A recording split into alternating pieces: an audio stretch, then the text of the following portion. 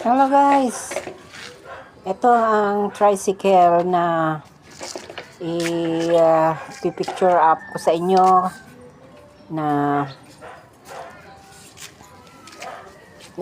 dinidispatch ako na ito guys. Ayan yung ano niya, style niya. Ayan yung harapan. Binibiyahe yan guys, kaya lang nakabili kami ng bokyo, yung linya at saka yung lahat ng nandyan is transfer namin doon sa bokyo at yun ang ibibiyahe namin. Ngayon, ito, i-dispatch na ko na lang guys. Ayan, rosy siya. Rosy yan. At nakabalot pa yan guys, oh. Rosy yung kanyang motor. At yung loob niya, oh, ano yan? Stainless, ang loob niyan. Maluwag yan guys, maluwag. Yung bubong niya.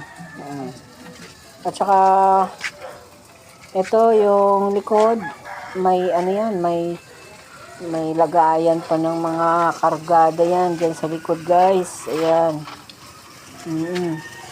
Yung mga ayan, yung kargahan ng ano sa likod, mayroon yan. Ayan, oh, Porsche. Okay, yan ang ano, pati yung tawag nito, yung ano sa gulong, may ano pa yan, stainless pa yan guys. Oh, ito yung side niya, yung pintuan niya, oh.